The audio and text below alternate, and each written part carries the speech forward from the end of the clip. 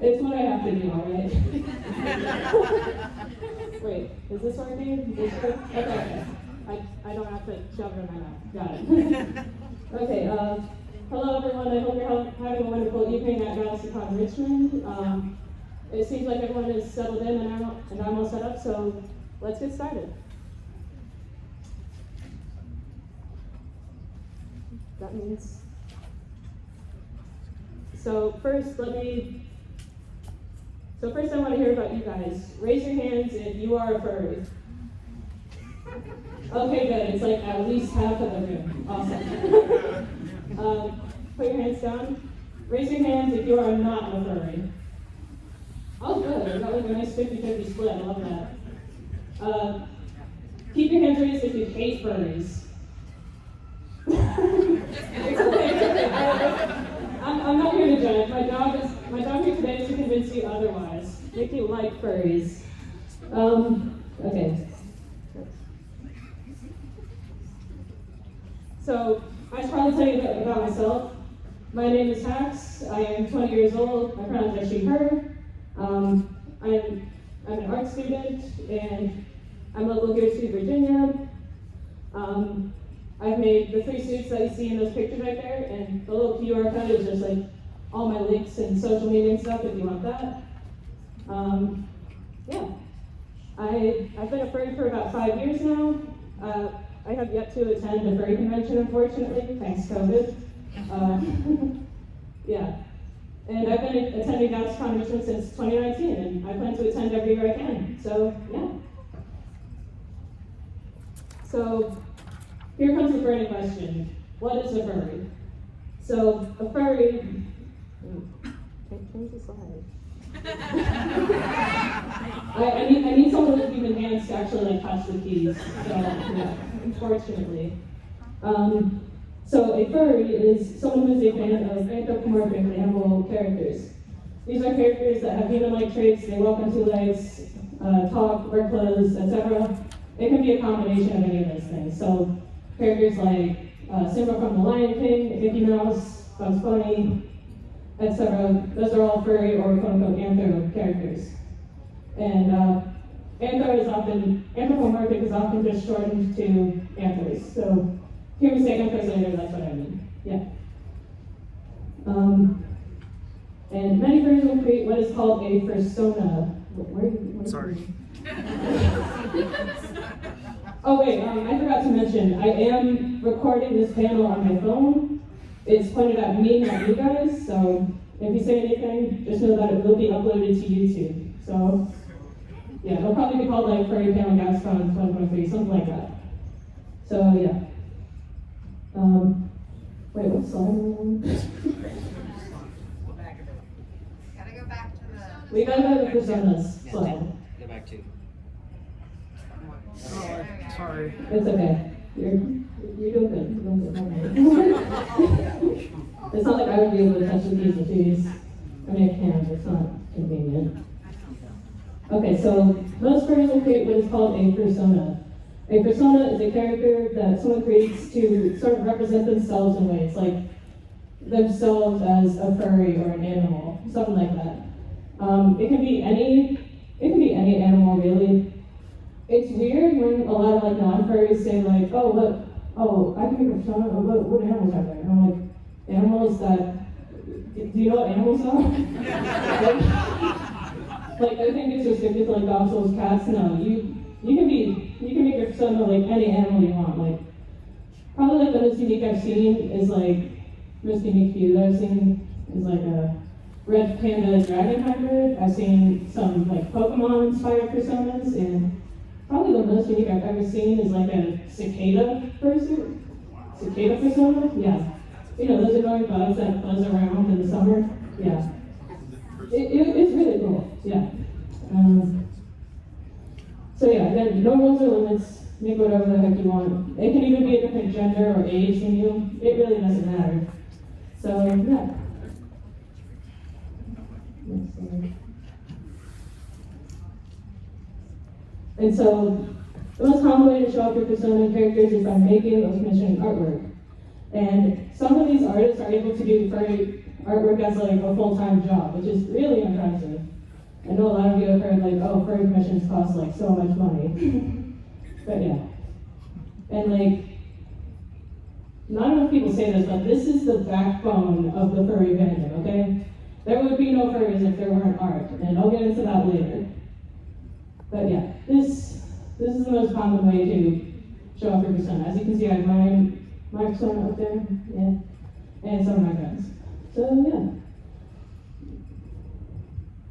And the other most common way that people show off their personas is by having a fursuit. This is probably the thing that the fandom is most known for having. So fursuiters will wear their fursuits to furry conventions, other kinds of conventions, and basically just anywhere where they think it's fun to wear a fursuit. Obviously they get permission from specific places, but yeah. Fursuits vary greatly in style and detail. No two fursuits will ever look the same, even if they have the same or similar design. So yeah, fursuits are very unique, handmade pieces of art. Really cool.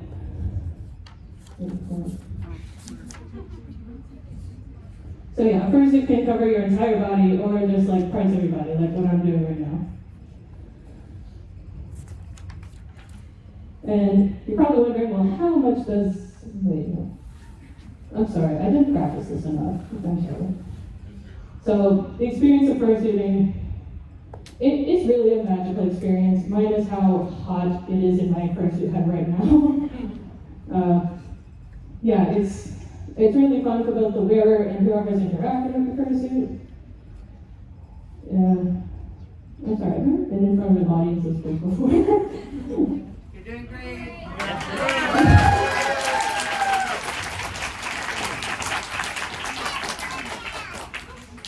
Thank you. Yeah, it's really fun for like kids to see it too. Like kids will forever remember the day that they got to play with a big fluffy blue dog in the park, or the day they got to high five a dragon. I mean, who doesn't want to high five a dragon? That's really rare. Yeah. So if you do have a friend who's a furry or someone who owns a fursuit, highly recommend trying out fursuiting for like even just a little while. It's really a fun, magical experience. It gives people a lot of confidence to do things that they would otherwise not do, like present a panel at your local Comic-Con. Yeah.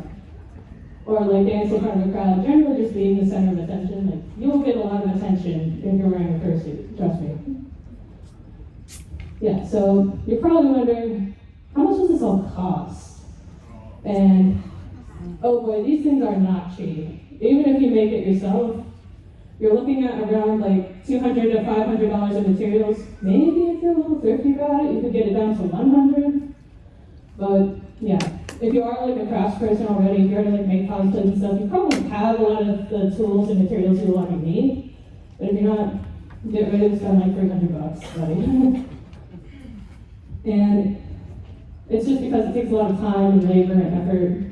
And fake fur is not cheap at all. It's like $20 to $30 per yard. It's on like the high-ish end. Maybe, I don't know. I've seen some furs that go to like $50 or even $100 per yard, but you probably won't need that, so don't worry.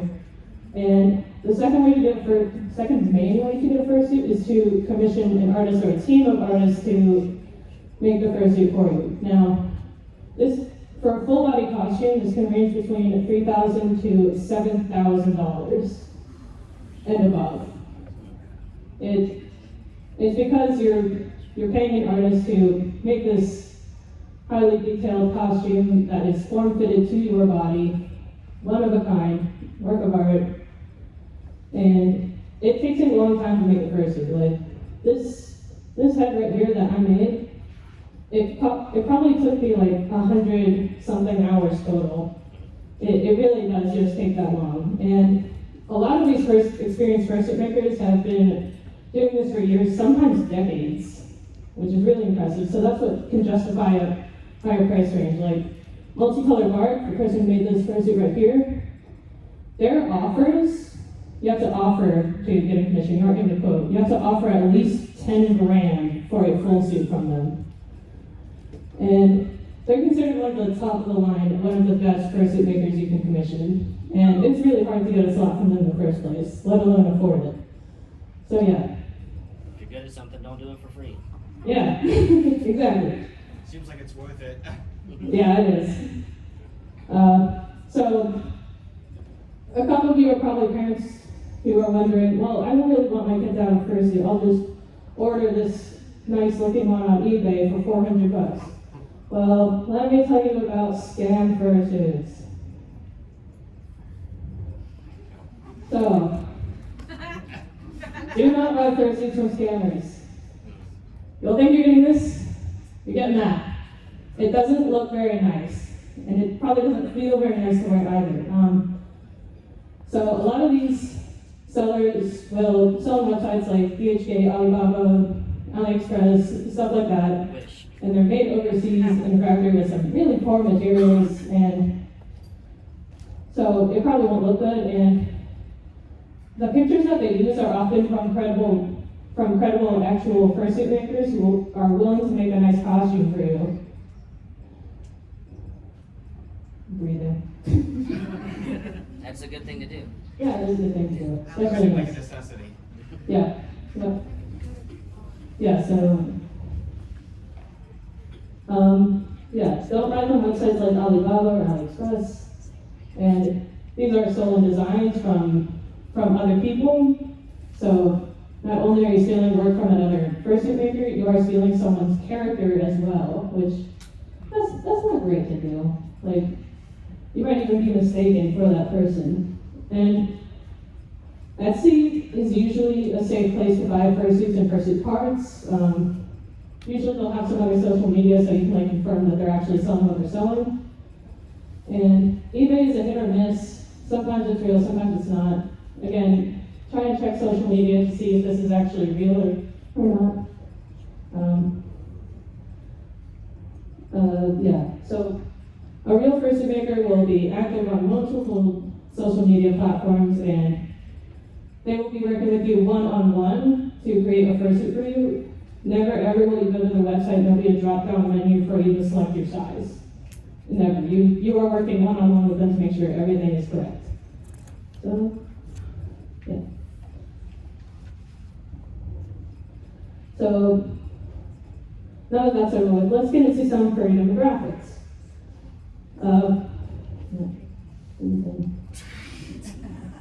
So, furries by age. This is a little misleading. Like, the organization that did this research, for Science, they can't collect information from minors.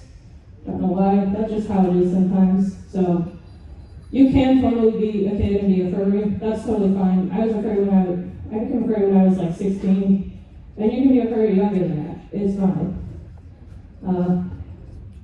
Yeah, so the most common age range is 18 to 20, followed by, all the other ages, and then it sort of drops off around the 32 to 33 year mark. But obviously there's a lot more older furries around, just like how there's older fans of cosplay and comics and video games, all that. If you're old, you can be a furry too. Yeah.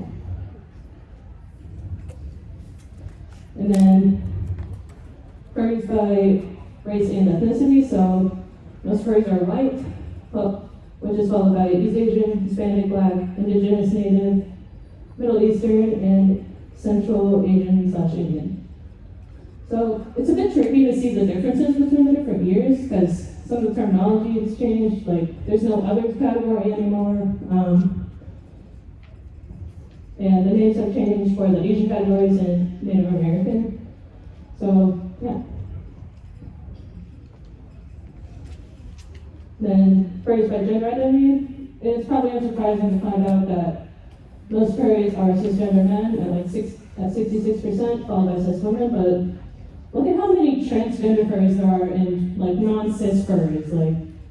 It may not look like a lot when it's spread out like this, but it adds up to nearly 15% of furries being transgender, which is a lot more than the general population. And I'll get into this more on the next slide. Furries by sexuality. As you can see here, straight and heterosexual furries make up roughly 20% of the fandom, which I'm a bit surprised by that personally. among the furry friends that I have, like, it feels like 95% of them are not straight, like, or a lot gayer than you think. Yeah. But then again, these are professional researchers, so they're probably more right than I am. And a smidge more are either lesbian or gay. Most furries identify as bisexual, like me. And then there's pansexual, asexual, and others. So yeah, furries, most furries are LGBTQ or other minorities in some way. And so this has made the furry fandom a very safe space for queerness and LGBTQ people. Like, and if you're LGBT, this is a great fandom to be in, trust me. Like, queerness is celebrated everywhere, you will be accepted, no matter what. It's wonderful. So next, let's talk about the history of furries. John? I'm sure you're all wondering about that. I was wondering about this, actually.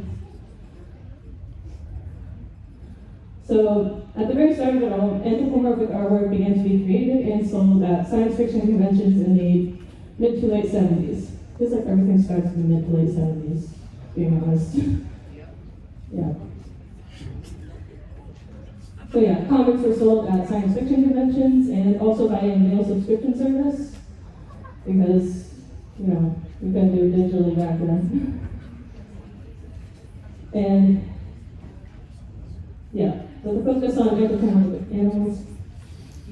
In the 80s, Steve Galaxy, an illustrator, began to go to science fiction conventions and host room parties for people with this interest in anthropomorphic animals.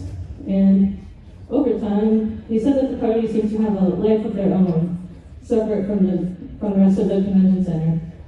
And the term furry was first coined in 1986 at one of these parties. And then as the internet and chat systems became more accessible, the furry fandom only grew and grew and grew. And this brings me to the very first furry convention called Conference Zero. Get it? Conference. You'll notice that a lot of furry conventions will have some sort of pun in their name. Like 99% of them do.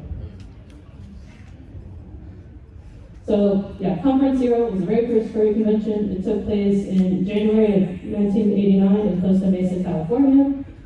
There was a turnout of 65 attendees. Events such as furry making workshops, storytelling workshops, dances, artist alley, and more took place, kind of like here actually. And they were able to raise $1,000 for charity, which is very impressive for only 65 people. Yeah. Conventions do a lot of charity. Furry conventions do a lot of charity work. It's wonderful. Unfortunately, not many photos or videos of this convention exist since people didn't carry quality cameras in their back pockets back then. But from most of the video and photo that is available, it seems that the event focused a lot more on the adult-rated aspects of the fandom, but yeah. And another unfortunate thing, Conference Zero is no longer running today. Their last day of operation was in 2003, but don't be sad about that. Hundreds and hundreds more, maybe thousands, have popped up worldwide. So let's talk about those. So furry conventions are held all over the world and on every continent. Commonly held events include dances, auctions, parades, charity events, and much, much more. They're very fun to go to, and I would recommend anyone who's interested to go to one. Most conventions take place in the United States, and the United States has the highest concentration of, I think it just has the highest concentration of furries in general. Yeah. And there's actually 2 furry conventions in Virginia, fun fact. There's Furthermore up in Arlington, which happened like 2-3 weeks ago. And there is PersonaCon in September, happening this year in Virginia Beach. I'm gonna try to go to it, let's see. I think it'll be fun. And like I said earlier, so I have yet to attend a furry convention, so I can't talk a whole lot about what the experience is like there. But I decided to be crazy and find the largest furry convention on every continent, just so you can see how big and global of a community this is. So the biggest convention worldwide is called Midwest Fur Fest. And Midwest Fur Fest is located in Rosemont, Illinois, which is close to Chicago, I believe. It happens like sometime in early December, maybe late November each year. And last year they attracted 13,645 attendees. That is an astronomical number of people. Imagine a whole hotel and a whole convention center just full of furries, 14,000 of them for a whole weekend. Wow, that's pretty fun. Then the largest convention in South America is called Brazil Fur Fest. It's located in Sao Paulo, Brazil. Last year they had 872 attendees. Much smaller than MFF, Midwest Fur Fest. But hey, I'm glad there's a community in Brazil. Then the next furry convention on the list is Eurofurence, which is the largest convention in Europe. It is located in Berlin, Germany. Last year they gathered nearly 3,500 attendees, which is very impressive. Then the next convention is called South Africa in, guess which country? South Africa. Who would have thought? And last year they had 56 attendees. It's a very, very, very small convention, but the people who go there seem to love it, so good for them. Then the largest convention in Asia is called Infernity, located in Taiwan. And there was a convention in the Philippines that ran for like 1 or 2 years, but they didn't have a convention last year. They were a bit larger than Infernity, but I decided not to include them since they didn't have a convention last year. Last year they attracted 1,588 attendees. And the largest convention in Australia is called Furry Down Under. It was located in Surfers Paradise in Queensland, Australia. Last year they had a total of 800 attendees. I should mention that most countries and regions have at least 1 or 2 furry conventions, so no matter what part of the world you're from, I'm sure there's a furry convention or a furry group there. You'll find your place. Sorry, can you guys hear me breathing through the microphone? Yes. You're okay. I'm so sorry about that. It's getting really hot in here. You're good. Okay. Unacceptable. I have actually installed a fan into my head before the convention started, but I turned it off because I didn't want it to feed into the microphone. I think my strategy is to just hold it like just outside my head rather than like slightly in it like I've been doing for most of the panel. Is this better? Or is this better? Whatever feels good to you. Okay. Alright, yeah.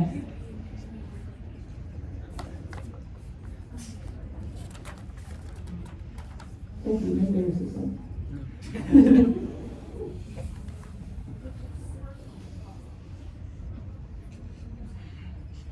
So, after being a furry for like 5-ish years, and even after like a couple months, I noticed that it had like a really good impact on my life. Like, I learned more about myself, I grew as a person, and this is what makes a lot of people like the furry fandom. It's a very open place, like, you don't have to worry about being judged or like looked at weird.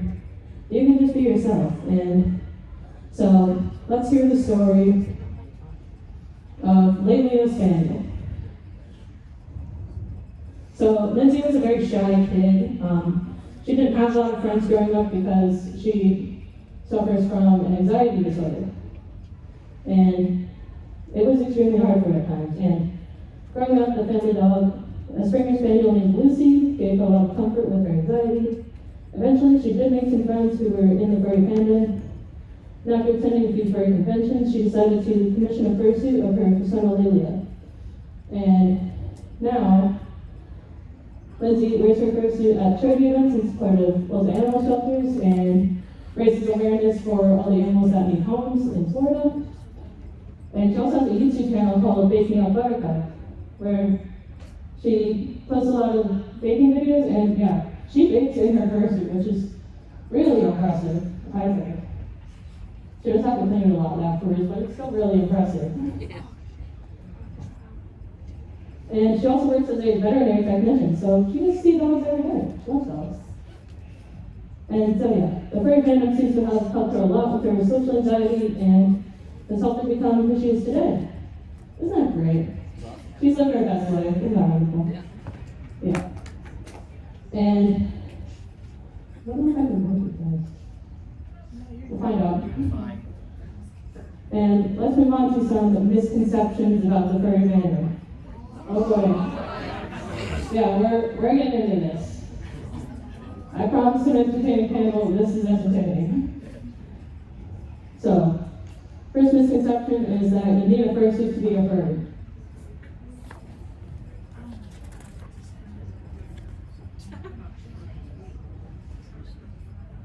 Next slide. I told him I would not let them find out. Don't worry, I'm not trying to say this. You're doing great. And little clickers. Yeah, so you do not need a fursuit to be a furry or attend any furry-related events. In fact, most furry conventions will have an event called the Fursuit Parade, where they will call on every fursuiter who is willing to go through a set path in the convention center, and the staff will actually count how many fursuiters are in the parade. And they already have like the actual number of attendees, so they can use that to compare and see how many fursuiters are actually attending the convention. It's usually around 20%. So yeah, you definitely don't need fursuit or even any like furry related stuff to be a furry. You just need to call yourself one. That's really all there is to it.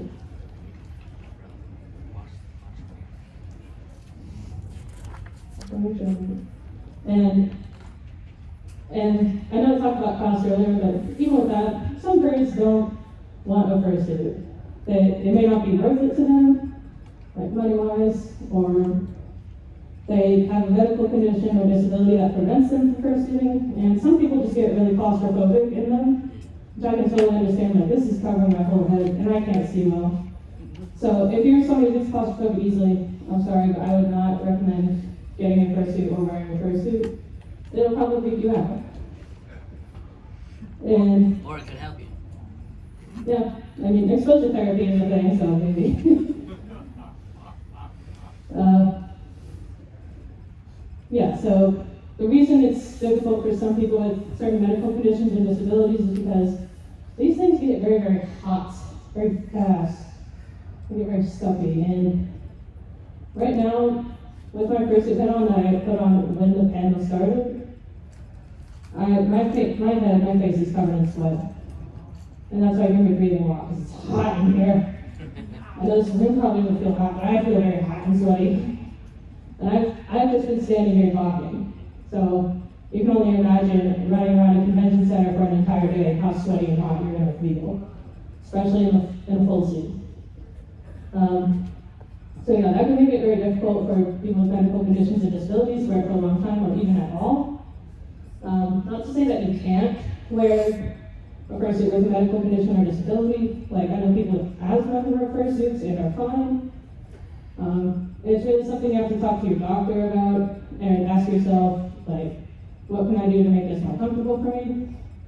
And one of the YouTubers I'm going to mention at the end of this panel, her name is Rouge. She has a whole video about fursuiting with medical conditions and disabilities. So if you're worried about that, I would highly recommend checking that video out. And please talk to your doctor. I'm not giving you medical advice. Yeah. Just figure out how you can accommodate yourself properly, or if you can even fursuit at all. Yeah. And back to how hot it gets. When you're wearing this, you are running the risk of developing heat stroke and heat exhaustion. It has happened before, and it's not pretty when it does. If you're wearing a nice full suit and you pass out, guess what? The paramedics are going to cut your fursuit off of you, and then your fursuit will be ruined. It's not because like it's impossible to get out of a fursuit, it's just that standard practice for pretty much all paramedics. So yeah, please hydrate before, during, after fursuiting. It will help you a lot. And make yourself aware of the signs of heat stroke and heat exhaustion. You might just save someone's life. And Another thing that fursuits do is they limit all of your senses. I can't see as well as I normally can, and I cannot feel as well as I normally can. I can't hear as well as I normally can. Yeah. So it can be a little scary at times. So it's really good idea to have a camcorder or just someone who can like watch you while you're wearing a fursuit, because sometimes people won't know how to act around you and things can get rough, things can get scary. Right now, I think I'll actually show you what my vision is like. So here's my peripheral vision. I can just barely see my hand right here. It's like, I can't see my hand. I cannot see my hand. It's like looking through binoculars with a big blind spot in the middle. Like, I cannot see my hand doing all this. And up and down, there, I can just barely see my finger right there. I cannot see my hand, I cannot see my hand, I cannot see my hand. So yeah, the vision, it's very limited. You can make it better with some like bigger eyes, big cartoony eyes. But I don't have that, so you gotta work with what you got. So yeah, just pay attention to your surroundings, be safe, look at things a lot, and you'll be safe. You can get away without a handler at a furry convention because everyone around you is furries in it and just keep a general eye out for your safety. But it's nice to have someone who can take pictures for you and hold your stuff. Okay, you're probably feeling pretty done with that tangent about just fursuits and how they're great, how sweaty, how they get. No, that's good. Okay, I feel like I went on to that for a while. I thought that's what this is for. But it's okay, we're almost done. Fursuits also require a lot of maintenance to keep looking nice and fresh. You will have to brush them and disinfect them with a special spray to keep them looking nice and lasting a long time. And after conventions and like any big like fursuit outing, you will have to wash it completely. And one bodysuit, like a full fursuit, it can take 1 to 2 days to completely dry. That's because they can't go in the washing machine. No, they can't go in the washing machine. They can't go in the drying machine. The dryer. Is that what it's called, the drying machine? I think so. No, it's not here. Tomatoes. Yeah. Might as well, yeah. It's a machine that dries clothes. Yeah. So they can't go in the dryer because like big fur is made of like a plastic type thing. It will literally melt if it's exposed to high enough temperatures. So they have to be laid out and left to air dry. You have to brush down the fur so that it looks nice when it's dried. You don't have to do that multiple times every day. And sometimes flip it over and do the other side. Yeah, it takes a lot, and that can be enough for some people to feel discouraged and not want a fursuit. Some people describe it as like having a pet, with how much maintenance they need, especially after you've been wearing them for a while. Yeah. And fursuits also don't last forever. They don't last forever, but that's a different topic. Most like active fursuiters who are going to multiple conventions every year, like every weekend, will have to replace their fursuit every like 3 to 5 years. And if you gain a lot of weight, if you're still growing, your fursuit may not fit you one day, and that can be kind of sad. You can get adjustments done, but sometimes it's better to just start it all over and get a new one. And fur will also like slowly fall out over time. It doesn't happen very fast, but if you have a fursuit for long enough, it'll be noticeable up close. And actually, something to contradict that. I saw someone on Twitter who was still rocking a fursuit that was made in like the late 90s. And it's because it hasn't been worn very much and it is kept in really condition for all of its life. It can still be rocked and worn today, which is awesome. So yeah, it really does depend on how well you maintain your fursuit and who made it, how well it was made, all that stuff. The better you take care of it, longer it will last. Okay, I haven't talked about that for a while. Or probably. So, on to the next thing. And it's that furries believe that they are all animals. I feel like the next picture describes it very well. Okay, actual explanation. So So furries do create animal characters and often buy a fursuit to so they can pretend to be those characters and bring them to life. It's really hot in here. And yeah, they'll act like those characters, act out animal life, but this does not necessarily mean that we believe that we are actually animals. And it's all just pretend, it's all just for fun. Just think of like the performers at Disney, like, yeah, they're acting like, all those Disney performers are acting like those characters, but that doesn't mean that they believe that they are like the actual Mickey Mouse or Peter Pan or something like that. It's all just for fun. The belief that you are an animal is something else that is called therianthropy.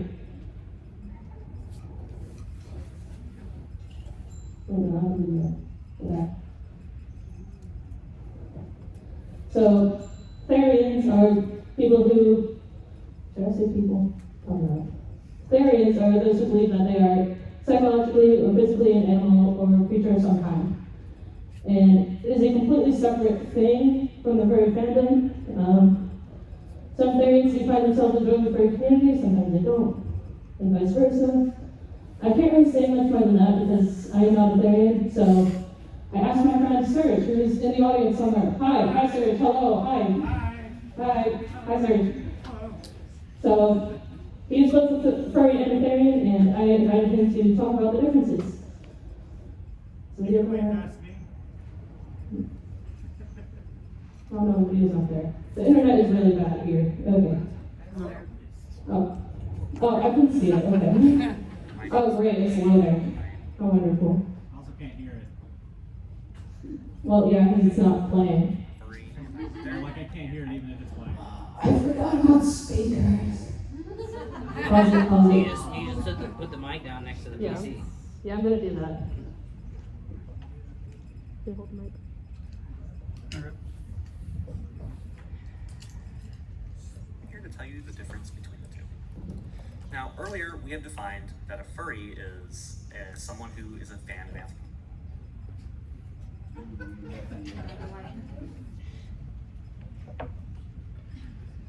Is it working? Characters. Now, if you don't know what anthropomorphic means, no problem. Okay. Let's. Pause and let load for a minute. Yeah.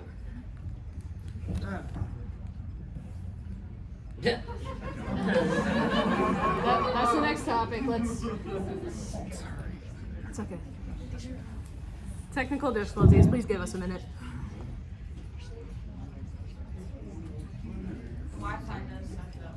Okay, I have it downloaded on my laptop, so I think that's what I'm gonna have to do.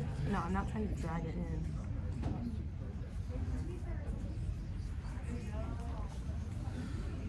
I'm sorry, guys. This is hard. Don't worry, if you're sorry, I'll be Monopoly.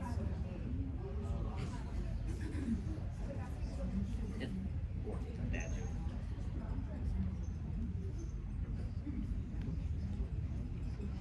I do have it downloaded, so I'll just play it. Hello, my name is Serge.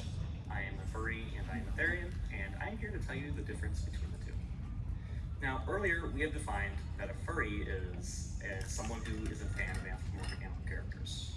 Now, if you don't know what anthropomorphic means, no problem. It just means something with a humanoid traits, like be talking, walking on two legs, or any of those things. So what exactly is a Therian? So a Therian is someone who either identifies as or believes, either spiritually or psychologically, that they are an animal. Another term for this is otherkin, but otherkin is a broad term encompassing other creatures and races and other things as well, like vampires, orcs, elves, you name it. Therian is a specific subset of otherkin that are specifically animals. So now that we know what the two terms mean, what is the difference between the two? So both Therians and furries are big fans of animals. However, Therians believe a certain part of them is an animal, like discussed earlier. And furries, as far as I'm aware, do not have that specific trait. Now, the word Therian is short for therianthropy, which means the belief that one is part non-human animal, whereas the word furry, in this context, is the name of the community mentioned earlier. Therians identify with one or more particular animals, known as their theriotype, and furries have something similar. However, instead of a specific animal, they create their own character, known is their persona. Now, there are many other things that both Therians and furries have in common. However, it is important to note that not all furries are Therians, and not all Therians are furries, and that there are many different things that make these two groups very different. Is that it? Everyone please give a big round of applause to Serge for making that awesome video from the stage before that was done. Yeah, thank you. No problem. Also nice save. What? I said also nice save. Oh, thank you. Can we get back to the presentation?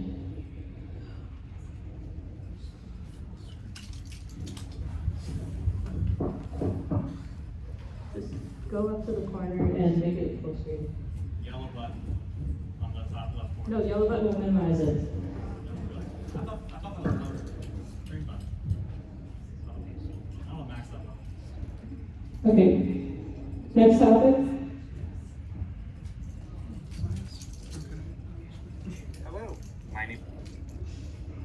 So, the next thing we're talking about is the misconception that furry is all about 18 plus stuff. Come on, you know I have to do this one. And parents, don't worry, I'm not getting into any nitty gritty details. Don't worry. So, yeah. Wait, so, yeah. This is probably the part of the fandom that gets the most negative attention from the media, and probably the one thing that they focus on, which is kind of annoying. Just remember that every fandom, every subculture, whatever, has a sexual side to it. It's all adults who are engaging in stuff behind closed doors. There really isn't much more to it than that. It's nothing to be worried about. It's just the part that the media likes to slander and really just make a much bigger deal out of than it needs to be. So, yeah. Every fandom has stuff like this. And parents, please make sure you know what your kids are interacting with online. I cannot stress this enough. Please. Yeah. There's so much more to the furry fandom to explore than just that. There's something there for everyone. Like I said here, all the adult R-rated stuff, it's not for everyone. Even some furries don't like it. Even some adult furries don't like it. There's something here for everyone. There's everything, whatever. Overall, the furry fandom is an incredible community to join. There's something here for everyone, no matter who you are or where you're from. It is a global community of creative people, and it is growing more and more each day. And with that, I would like to ask you, audience, some things. I'm so good at transitions. I was wondering if any of you guys had any questions or things you wanted to discuss about furries. Okay, but you in the front. Yes.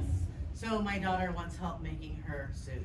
Okay. And what is the bones of the head? I can figure everything else out, but your actual head, like, what is the framing that you use to support everything? Because I can make all the outside, but how do I keep it from like collapsing on her face? Yeah, so, Oh, okay. yeah, so at the end of this, I do have two YouTube channels that I would recommend for fursuit building and like making and all that stuff. Basically, most heads are going to be made of one or three materials. There is foam, multiple types of foam. Most common would probably be carved upholstery foam. Okay. You can pick it up from Joann's for a decent price. And yeah, so you just carve. I might actually have some in my stash. Oh, awesome. Yeah, you can just use that. You can also make a head out of cast resin, which is very heavy, but it can look really nice if you're trying to go for something more realistic. Or you can just 3D print a head base. And there's a lot of places to buy that bases online. So yeah, Okay. just an input. Anyone else? You blue fursuiter in the back, speak up. Oh, or you can come in the front. Oh, you look very cute. You got it, yeah. Sorry, hi. Can you guys hear me okay? Yeah. You can use the mic if you want. All right. Oh, I didn't myself. I just wanted to say, oh gosh, I shouldn't have run.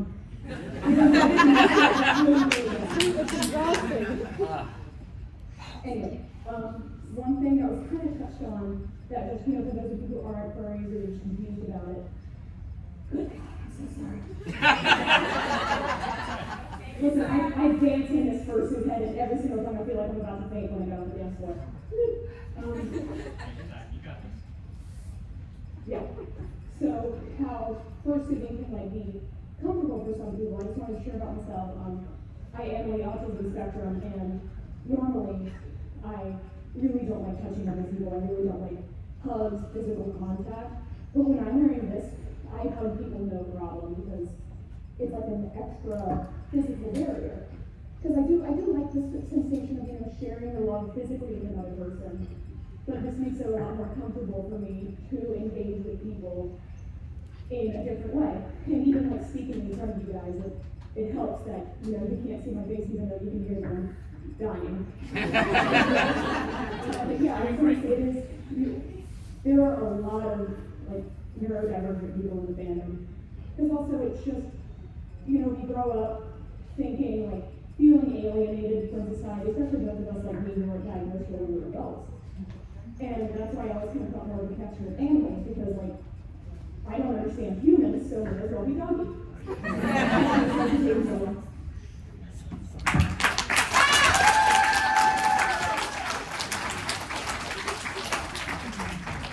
Yeah, of course. Thank you for bringing all that up. I think it is a really great thing for people with autism, ADHD, any of those kind of things. And if you're someone who gets overloaded, sensory-wise, fursuit heads can be great for that because they block out some sound and some of your vision. So that can be extremely helpful. And the thing with fursuiting is, it also depends on your own level of fitness. So if you're a very fit, very active person, fursuiting probably won't be as hard for you compared to me.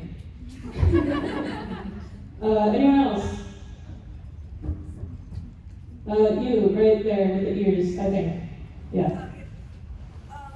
Did you start out as a crafter, a seamstress, or dive in whole hog making your suit? And were there trial versions before that didn't go the way you planned?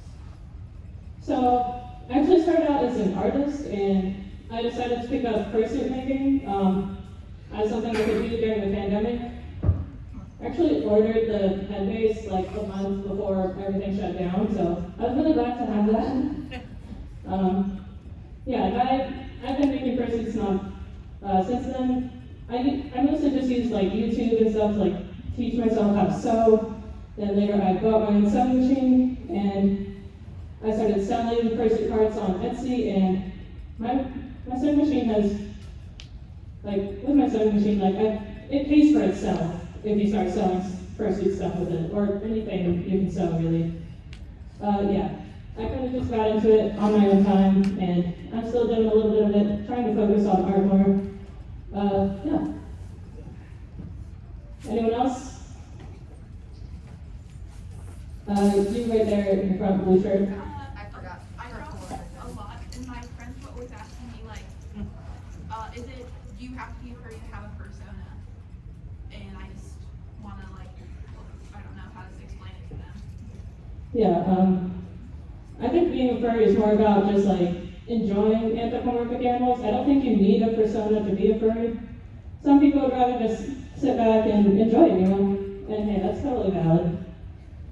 I've seen a couple furries with stuff in their Twitter bio saying persona-less furry or something like that, and yeah, whatever.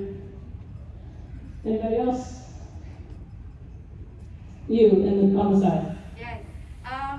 So when it comes to making a head, does it have to be fully on around your head? No, it does not. The way that I make my heads is there's foam and stuff in the front, and on the back I have a 2-inch wide elastic strap over the back. You could go with a smaller strap if you just have a lighter head. This one, fairly hefty, so I think the 2 inches is worth it. That doesn't sound right. That's technically friendly. Yeah. It can be foam all the way around across the back or just some elastic can keep it in place. Yeah. Hold on, how are we doing on time? 7:40. Okay, a couple more questions. You, right there. Yeah. What do you use for the eyes? So there's there's really two main materials that you can use for fursuit eyes. The white part is just a thin sheet of plastic. Then the color part right here is mesh. It's like a mesh material that I painted. And then you just glue that to the back of the plastic.